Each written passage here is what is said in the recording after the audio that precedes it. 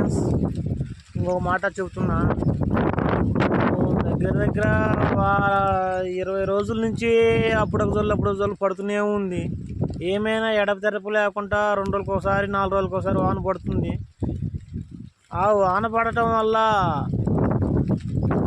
వేసిన పత్తి కాయలు అనేవి మురిగిపోతున్నాయి.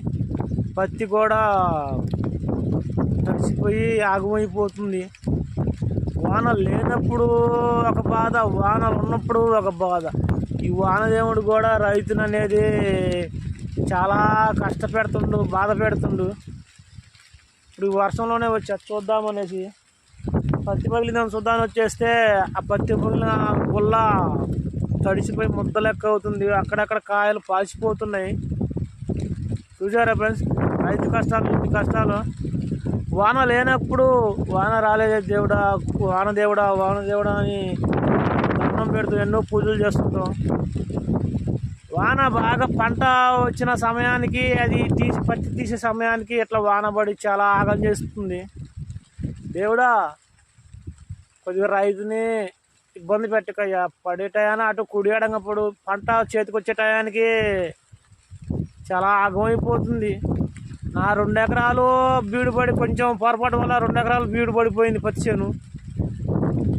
నాదంటే అట్లా వదిలేసి కొంచెం చేసిన తప్పుకి ముదురు చేలన్నీ, చాలా ముందు వేసిన పత్తి చేలన్నీ కాయలన్నీ కుళ్ళిపోవటం, పత్తి అంతా పగిలిన పత్తి అంతా ఆగమైపోవటం, పత్తి చెట్టుకు వచ్చిన గోడంతా రాలిపోవటం జరుగుతుంది.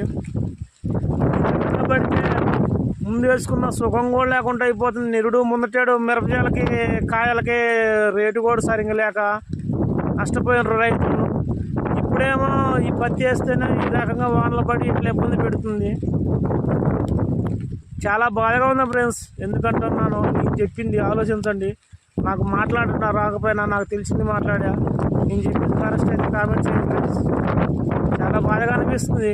ముందు చేయలేసుకున్నా ఉపయోగం లేకుండా అనిపిస్తుంది. 4 రోజులకు ఒకసారి 3 రోజులకు ఒకసారి పడి ఎండ తీస్తుంది, వాన పడుతుంది. ఆ పడటం వల్ల ఆ గోడ రాలిపోతుంది.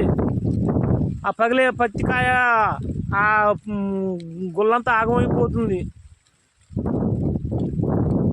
ఓకే ఫ్రెండ్స్, నేను పగిలిన పత్తి చెట్టు కూడా చూపిస్తా, చూడండి. ఇదిగో ఫ్రెండ్స్, కాయలని ఇగో ఇలా అయిపోతున్నాయి తడిచిపోయి. ఎట్లా పత్తి వస్తుంది ఇది? ఇగో ఈ రకంగా అయినాయి.